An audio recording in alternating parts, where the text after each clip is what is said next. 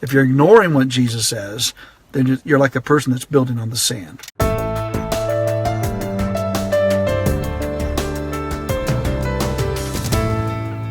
I want to return now to this theme on the rock-solid life.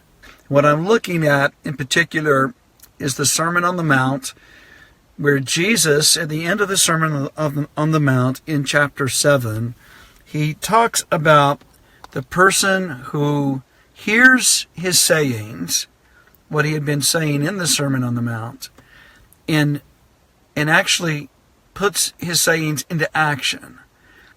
He describes that person as a person who's building their life on a rock. When adversity comes, they're not swept away. They hear his sayings and they do them. The other is the person who hears his sayings but does not do them. That person is like the man who built his house on the sand. Adversity comes and he's swept away. If the sayings of Jesus in his sermon here are that significant, that doing what he's saying in this Sermon on the Mount helps a person to have a stable life, a rock-solid life, then I want to know what those teachings are.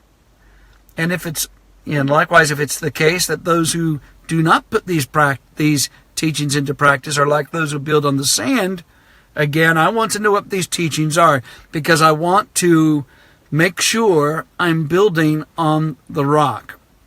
Now, we know that Jesus is the rock. We know that the revelation of the lordship of Jesus is a rock. But we do have a responsibility to go beyond just the initial revelation of who he is. We have a responsibility not just to embrace who Jesus is. We also have an obligation to do what Jesus says, to obey him, to follow his instructions. If you want to know how do you build upon the foundation, that is Jesus, the way we build upon the foundation is through obeying Jesus Christ, obeying his instructions. Isn't it interesting that before Jesus gets into any commandments or instructions to us, he first blesses us. He said, "Blessed are the poor in the spirit, blessed are those who mourn, blessed are the meek, blessed are those who hunger and thirst after righteousness." And then right out of that, he continues to bring affirmation before he gets into instruction. Here's where he talks about us being the salt of the earth and the light of the world. Once again, he's affirming people that were otherwise marginalized people who were oppressed, people who were made to feel as though they were insignificant. Jesus is speaking to these people, saying, you're the light of the world, you're the salt of the earth. So he's still not getting into a lot of instruction here. He's still affirming, okay? So I believe that part of the rock-solid life is, first of all, believing what Jesus says about you. That's where it begins. And he goes on to say in chapter 5, verse 16, "Let your light so shine before men that they may see your good works and glorify your Father who is in heaven." So there are works involved in this Christian life. We're not saved by our works, but we are saved for good works, aren't we? So if you want to be building upon the solid rock, Jesus Christ, and the revelation of who he is, then we need to be engaged in good works, all right? And this next part, everything that we're reading so far in chapter 5 is a preface to instruction. The Beatitudes is part of the preface.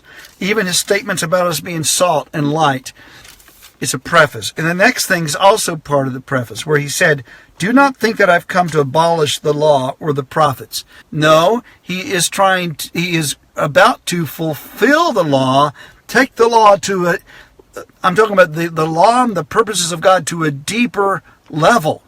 What Jesus is about to do is to get at the very heart of what the law was all about in the Old Testament.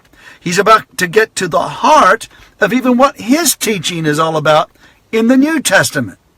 Here's a key thing here. Here's a key thing. He says, "For I say to you that unless your righteousness exceeds the righteousness of the scribes and Pharisees, you will in no way enter the kingdom of heaven. What? Scribes and Pharisees were severe, so we've got to be more severe. We've got to be more firm. No.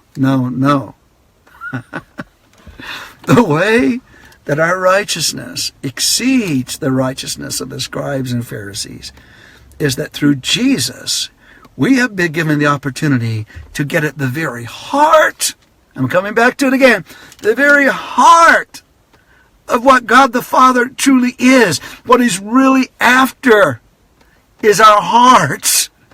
If He's got our hearts, then our behavior is going to line up. Okay? And so then He gets into some very specific examples.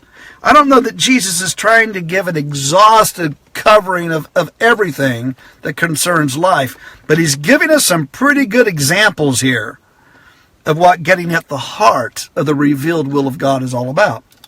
He said, this is in Matthew 5:21. You have heard that it was said by the ancients, you shall not murder, and whoever murders shall be in danger of the judgment. Now what's Jesus doing? Here you're going to see a series of 5 statements. There's 5 of them in the Sermon on the Mount, where He begins it by saying, you have heard. He says, you have heard, you have heard, you have heard, you have heard. There's 5 of them. He's referring back to the Old Testament law, okay? He says, you have heard that it was said by the ancients, you shall not murder. And the next one's down to verse 27. You have heard that it was said by the ancients, you shall not commit adultery, okay? Then over in verse 33 says, you have heard that it was said by the ancients, you shall not swear falsely. Then the 4th one is in verse 38, where he says, you have heard that it was said, an eye for an eye and a tooth for a tooth, okay? Then in verse 43, you have heard that it was said, you shall love your neighbor and hate your enemy, okay? So he's referring back to Old Covenant teaching, but what he does right after that, in each of these presentations, he then moves away from just the written law, not abolishing it, but getting to the heart of it. This is what it's really all about. And this is what I have to say to you about it. Some people, they get concerned about a message, about a grace message. And they think, well, if you're just preaching grace, grace, grace, you're being too easy on people, and you're not bringing to them the weightier matters of the revealed will of God. Well, here's the thing. Grace is more demanding on us than the law ever was. It truly is. See, the law addressed behavior. Grace addresses the heart. Let's go back to the one on anger. He says, you have heard that it was said by the ancients, you shall not murder, and whoever murders shall be in danger of the judgment. Verse 22 takes it to the heart. He says, but I say to you that whoever is angry with his brother without a cause shall be in danger of the judgment. And he elaborates on it there, okay? What is the underlying motivation behind murder? It's anger, isn't it? So basically, Jesus is saying you've got to pay attention to the attitude of the heart. What this should cause us to do is to come before the Lord in humility, in prayer, and say, God, my Father, I'm carrying anger and unforgiveness right now. And according to what Jesus is saying, this is as though I've actually murdered this person. But I want to encourage you to go ahead and read Matthew 5. You'll see here the underlying motivations behind, of course, anger and sexual purity, fidelity in marriage. He deals here with revenge. He deals here with loving our enemies. He deals with the essential role of prayer as it relates to the rock-solid life. What I'm really talking about is the last part of chapter 7. Jesus talked about those who hear his sayings and actually do what he says. That's a person that's living a rock-solid life. If you're doing what Jesus says. If you're ignoring what Jesus says, then you're like the person that's building on the sand.